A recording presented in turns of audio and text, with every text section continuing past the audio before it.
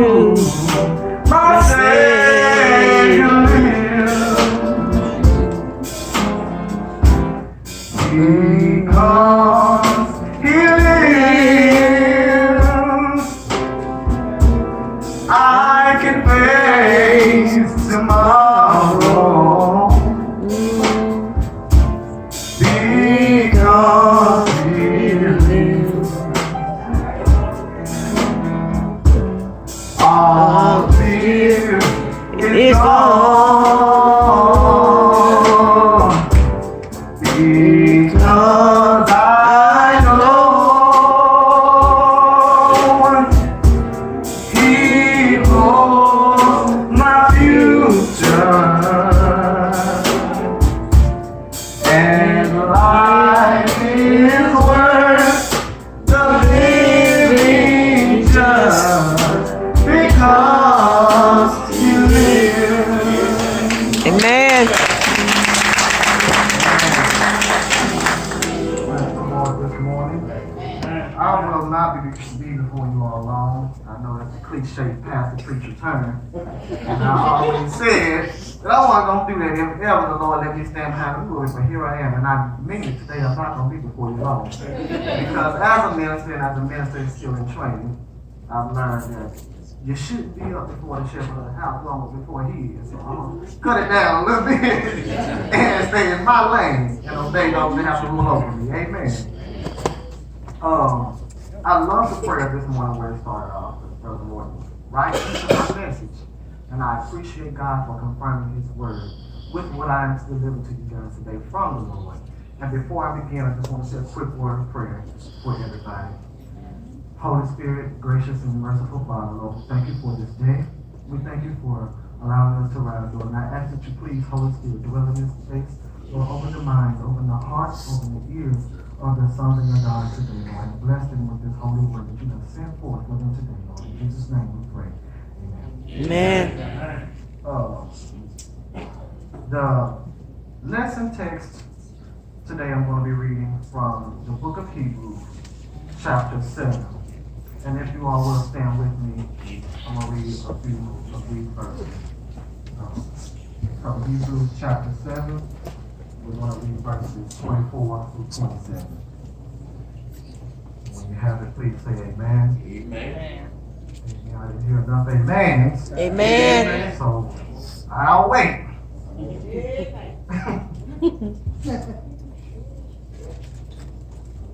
still hear some pages turning. I'm trying to get it, Lord. Amen. Hebrews 7, 24 to 27.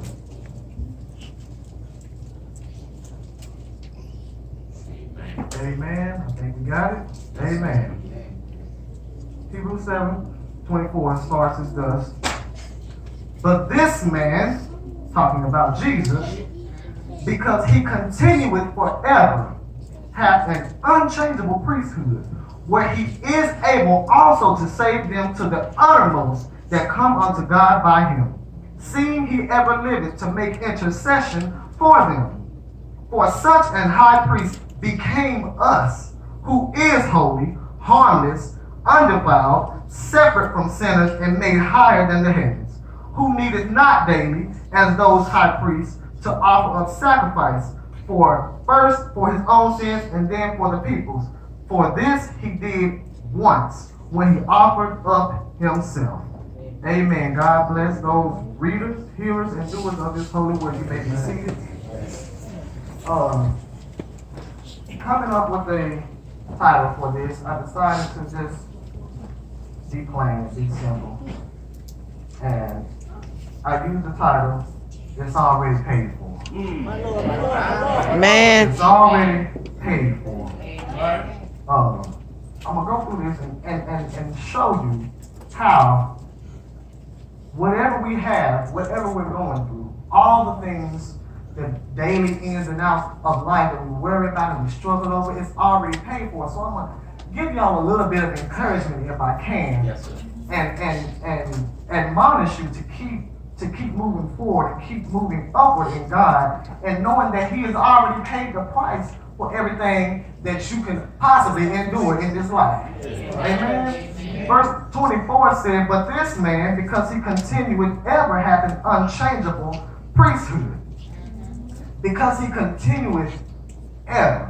The scripture tells us later on in Hebrews, I think in chapter 10, it says that he is sitting on the right hand of God, living forever. He is the only one worthy. And later on in Revelations, it tells us that he is the one worthy of all the praise, all the glory, and all the honor. So he is the only one. And he has an unchangeable priesthood, meaning that no man, no spirit, no angel can change what Jesus has done. Cannot change his position in the heavens. It cannot change anything. No matter what sin, no matter how far out of the will of God I can't change the holiness of God. I can't make God stoop to my level because I'm a man and I put him in a box. He's still going to be God at the end of the day. Amen? Amen. He's still going to be Jesus and his sacrifice still going to remain. The blood is shed and it's not in vain. Amen. God said he sent his word. Amen. And the word was God and the word was with God. He sent his word to do what it's supposed to do and it will not return to him void. Amen. So it's not return to him void. So we got to keep that in mind as we're thinking about what Jesus has done with the crucifixion, with the death, and the resurrection. Amen? Amen. Verse 25 says that, wherefore he is able also to save them to the uttermost. The uttermost. That means wherever low you are. You can be depressed, whatever you might be, wherever you might be mentally, physically, emotionally, wherever it is, the uttermost, there is not a place where God can't save you. And what we fall into in society in this days is thinking that God is this being, or Jesus is this being that can't help us when we're down, when we're in a dark place, when we're in a place where we need him most. But no, he said, I came for this purpose and this purpose only. I came through 14 more generations to come see about you. So there's no place that you can go that I'm not going to come see about you. I don't care how low you are. I don't care how many bills you got on your table. I don't care how many friends you got that done walked out on you. I don't care how many people done curse you out. I don't care what you think you're going to do. I don't care what's going on with your mind. I don't care what it is. Whatever it is, God can do it. He can come down. He can come to the dark place. God can see. If he can see, I heard somebody say he can see on the blackest night, on the blackest day, on the blackest rock, he can see the blackest ant. So, come on somebody. Tell me there ain't a good God. Tell me there ain't a good God that he can see my sin, no matter how dark it may be. Lord have mercy. Help me, Holy Spirit. Verse 26 says, for such an high priest became us. God put on flesh. God put on flesh. He became like me, sinful me. He became like you, as messed up as we are, as messed up as we can be. He decided to put on the flesh of his creation. What kind of God would do something like that? What kind of God wouldn't come down and see about his people? He said, you are my people. I have chosen you. I have called you this day. And if any man humble himself before the mighty hand of God, I will come see about you. I'm serious about this thing. I'm not playing around with this because I care about you. I'm going to put myself into my creation and live among you and live how you live to show you that it can be done. It can be done. And this is the way. Now, every man sins and falls short of the glory. But that's all right. Because of the lesson title I said, it's already paid for. So that ain't something that I got to worry about. That ain't something that I got to worry about. All I have to do is submit myself to the will of God and cast down my flesh daily and put myself into submission and understand what Jesus has done for me. Because it wasn't a small price. We might think that it's all glossed over because we hear about it so much and people preach about it so much and people talk about it so much, but it's not a small matter. Going to a cross, being crucified, enduring whipping, lashings all night long, crowned with thorns, beaten, ridiculed, spit on, then had to carry your own cross. Can y'all imagine? Having to carry your own cross, and as heavy as some things was, I probably imagine it was a pretty hard feat to do. You probably couldn't do it pretty easy. And then going up a hill and nobody would help you. Beaten, mangled. Can you imagine going through something like that for a people who do not appreciate what you're doing? People who ridicule you. Even while you being whipped and bruised and battered and maimed, you still got it in your mind that, Lord, I'm not going to give up on this because I believe that you sent me for a purpose. I believe that I'm down here for a purpose, God, and I care about these people. I love them. He loved us so much, the scripture says he called us brothers. Yes. He's not going to treat us like a master. He said, call me not master. I'm not your master. You're my brother. Amen. And I'm going to prepare a place for you so that you can come and live in this house with me, with our Father. Right. It ain't about me lording over you. It's about us fellowshipping and loving one another together. That's what Jesus did for us. It's already been paid for you all. Amen. Verse 27 says, who needed not daily as those high priests to offer a sacrifice for his own sins and then for the people's. For this he did once when he offered up himself. Jesus didn't need to do like the Aaronic priesthood, which we know was where the first priest came from, was from Aaron and all of his sons and his tribe. They came from him, and they had to. The high priest was the only one who could make atonement for the sins of the people in Israel. So they had to do that, and it was this tedious process of going into the holies of holies, and then you had to get the blood of the calf, of the bull and the goat, and the ashes of the calf, and things like that, just to make a propitiation for these people for their sins, to make atonement for them. But we see here that Jesus did not have to do that because he was already holy. He came from on high to descend low to come back up. Yeah. Amen. He didn't have to do what what man had to do, what flesh had to do, because man is sinful. But we know that Jesus is not. We know that he is perfect in all his ways because the Bible tells us so. Amen. Amen. But Jesus did this, and he took on this very daunting and very hard task because he had already known that he was supposed to be doing this. He came from heaven knowing that he was supposed to be doing this for us. He knew that this day, right now, on this moment, that we were going to need him. That we couldn't sit in this pulpit or in the congregation knowing that we were going to be atoning for all the sins. He couldn't allow that. He wouldn't allow that. And I thank him for it. Because I don't know about y'all, but ain't no way I could endure going through no stuff like that. Amen. And especially for somebody who I know won't do nothing for me. Amen. Because that's just how we think. But I thank God that his ways are not my ways and his thoughts are not my thoughts. Because now I can understand what he done for me, and I know that it's already paid for. And I don't have to worry about nothing else. But Jesus knew his goal. He knew that he didn't have to do those tedious sacrifices and all these worshiping laws and everything. He didn't have to do all of that because he knew that the sacrifice was he himself. He knew that he was the Lamb of God, and that he was going to be slain, and his blood was going to fall down to the earth, and reconcile me and you and you and you and you, and reconcile all of us to the Father.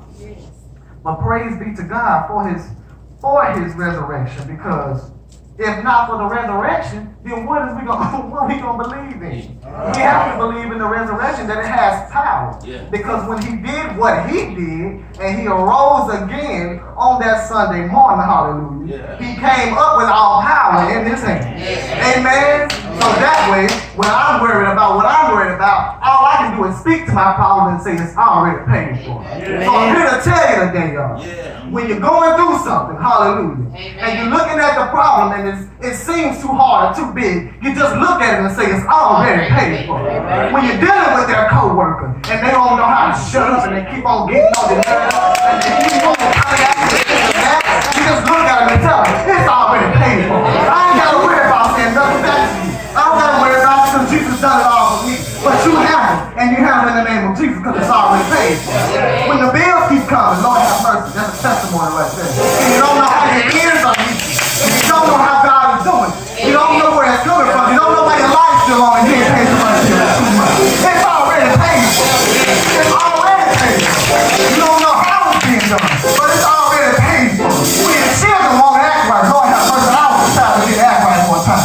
Amen. But God have mercy on my soul. My grandmother and my mother was praying for me. So it was already paid for. She was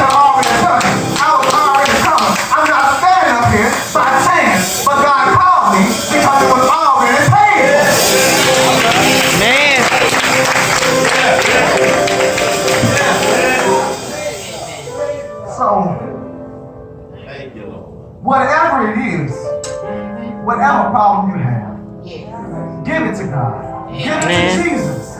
It's already paid for. There's no worry over things, over material things. Don't worry about things about life. God said you shouldn't worry about those things. Focus your mind on the kingdom of heaven, and all these things will be added unto you. It's already paid for. It's already paid for. It's already done. The will of God has already been performed in your life. Won't you believe it? Won't you receive Him? Won't you receive what God has done for you? Believe what God has done for you. Amen, y'all. Be blessed, be blessed, be blessed. Because God is not a man that He should lie, nor the Son of Man that He should repent. Yes. But He came down to see about me. And that's something that I should give Him praise for. Man. That's something that I should give Him honor and glory for. That's something that we should be able to say, thank you, Lord. Bless your name, God. Hallelujah, God. And hallelujah is the highest praise. Thank you, God. Bless your holy name, because I couldn't have done it. I couldn't have done it. Not even couldn't, I probably wouldn't have. But praise God. I thank Him because He is greater than me. The scripture says, greater is He that is in me than he that is in the world. Whatever the world can throw at you, it don't matter what the devil got. It don't matter what the devil and all his demons and hosts got coming for you. It don't matter, because the power of Jesus supersedes everything. It supersedes the world. It supersedes whatever thing you can think or imagine. I can't even put a word to it. That's how great the power of God is. That's how good the power of God is. On a day when I didn't even know who I was, when I didn't even know myself, I was so bewildered, y'all. I was so out of it to the point that I didn't even know what was going on in my life. I had to call my mama because I couldn't even deal with what was going on. And I had to call her and tell her, Mama, I'm coming home, because I didn't know what was going on in my life. I didn't understand, but I heard a voice from the Lord when I got down on my knees. I heard a voice from the Lord when I was down on the floor, laying prostrate before the Lord, asking Him what is going on to you. And I heard Him say, it's already done. It's already done. If you just do what I'm telling you to do, you'll walk into your blessing. You'll walk into your purpose. You keep wondering when it's going to happen or what I want you to do. Just humble yourself. Humble yourself.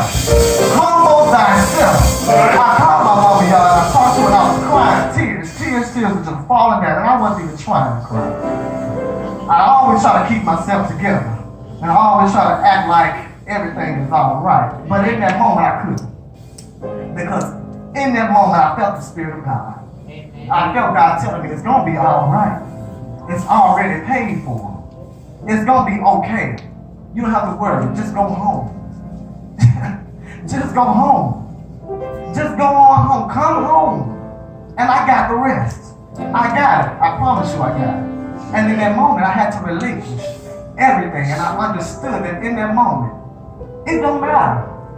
It don't matter what I can go through. I'm talking about lost my car because I couldn't pay the bill. I had a good job that was able to pay the bill, but for some reason my ends wasn't meeting. Couldn't keep the lights on from month to month. Had to keep struggling. If I didn't have money to pay my bills or keep the car, you know I didn't have no money for no groceries. Amen. But somehow I was fed. Amen. Some of those months the light stayed on. Somehow I was getting to and from work without any issues. Somehow my clothes were still good. Somehow I didn't have to worry about nobody robbing me and breaking in on me. Somehow my clothes was getting clean. Somehow I was still being able to give to other people. Now tell me about a God that won't come down and serve.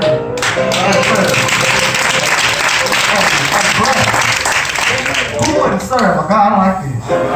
Who wouldn't serve a God like this? Who wouldn't want to be in His presence? Who wouldn't want to worship a God who can do anything? Anything that you can think or above anything that you can think or imagine. I tell you, He's a wonderful God today. He's an awesome God. He's a mighty God. And I thank Him. I thank Him and I bless Him. I praise Him for what He's doing.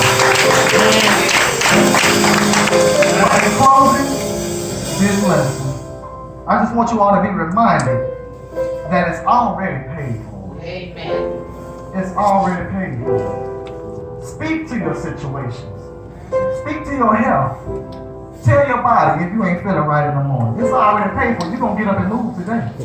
Declare and decree it. Because this is the will of God for me to go out into this world and do what he has sent for me to do. I will not be defeated today. You can come at me whatever you want. But I'm going to look right back at you in your eyes and tell you it's already paid for. It's already paid for. I don't have to worry about that. Somebody asked me the other day, what kind of medicine that would be best for them to take for a headache and something. I told the lady, I really don't know, just some Tylenol, I guess. And she was like, well, I just really want to know. I mean, I'm like, ma'am, I'm not sure what to tell you. You can ask the pharmacy, but I don't know what to tell you. And then she was like, well, you should know something. You mean to tell me you ain't took no medicine? I said, no, ma'am, I don't put those Tylenols and medicines and liquids and all this. I don't put all that in my body. And I have not. I said, I do home remedies. Anybody know about castor oil? Amen. I know about that, but that's natural. You know, I know about a spoonful of honey and some sugar and some tea. I know about that. Some eat a grapefruit, you know, get something healthy, exercise, and move around. I know about that. I don't know about all this other stuff that people do today. And then she said, well, how you went so long without taking any medication? How old are you? And I said, I'm 26 years old. You mean to tell me in 26 years you ain't I have not. If I did, somebody drugged me and I ain't know about it. But on my recollection, I've been in my right mind all the time. And I don't think that happened. So I said, no. And she said, well, what did you do? I said, I trust God. Man. I pray. I stay on my knees. And I expect him to do what he said he's going to do for me. And he said he will keep me in perfect peace. Me having a headache ain't me being in peace. My body aching ain't me being in peace. So I give the Lord what he has already given to me. I remind him of his promise. Because he said it's already paid for. And I said, Lord, you said it's already paid for. I ain't got to worry about that. And she said, well, amen, and gave me a high five. We had a little praise break back there in the middle of the house. But praise God. I said, I don't have to worry about those things. Those things I don't give account for. I don't think on those things. I don't dwell on those problems. I don't dwell on what I'm going to wear. I don't dwell on what so-and-so is doing across the street or what she is doing up the road because it's already paid for. My job is to pray and have faith. Our job is to pray and have faith. Give it to God. Give everything to him. Don't worry about little small day-to-day problems. Don't worry about what so-and-so has going on in their life. Pray for them. Give to God. Give them to God. Lift them up in prayer. Lift up our children. Lift up our senators, our representatives. Lord, and please lift up the president, because God knows where that's headed. Amen. But pray for our country. Pray for other people. Because people don't know. They don't understand that Jesus is love. And because he is love, he's the greatest thing that we can ever have. Because what greater gift than a man who would lay down his life for a friend? And he would count me faithful and count me worthy. And the scripture says our righteousness is as filthy rags. So you're going to come down for a dirty rag. You're going to come down and nail yourself to the cross for a dirty rag. My God, my God, my God. That's some kind of love right there. That's some kind of love. And I thank God. I thank him. And I appreciate it. And it don't hurt to tell the Lord that you appreciate him. Tell him, I thank you, God. When you're going through your day, when you're going through your moments, you're thinking about all the things that you've been through. You're thinking about where life has taken you, where you could have been, and where you are now. What would have happened if I'd done that? Thank you, Lord, that you covered me, because I could have been somewhere strung out on drugs. I could have been somewhere down and out. Could have been somewhere in somebody's house living on somebody else being up on them all my life. But thank God you paid for it, and you wouldn't have it that way. You said I got something else for you to do. Amen. Amen. But I thank you all for listening. Thank you all for loving God. I thank you all for being in the will of God. It doesn't go underappreciated. It's not a small matter to serve the Lord. And I just want to admonish you and exhort you all to keep the faith. Keep on in the faith. and let the Lord use you as He would do. Because I'd rather for the Lord to use me than the devil. Amen. Man. It's better to serve the Lord than to be serving the lust and pleasures of the flesh and of this world. Because you might think it's feeling good. But then when you're on your own, amen. You might think it's feeling good, but when you're on your own and you're left with your own thoughts, you're feeling low and ain't nobody there to help. And then you're scared because you can't call on Jesus. You feel like you can't call on Jesus because you done did so much wrong. But not so. Call on him and see when he comes see about it. Man. Call on. I dare you to call on him. I dare you to call on the name of Jesus in your lonely hour. I don't care what time of night it is. I love praying at midnight because there's something about the midnight hour when you really can be done with people and done with the toils and snares and everything of the world, and you can just humble yourself. You can just get along with God. There's something about that midnight hour. I just like to get there and ask the Lord, just come see about it. I don't care if it's for 2 seconds. I don't care if it's for 2 seconds, but as long as you just wash over me, so that I know that you're there, that you still care about me. Amen. Because better is one day, the scripture says, better is one day in your house than 1,000 anywhere else. Amen. Y'all be blessed. Pray my strength in the Lord as I pray yours. I love you all and God bless you.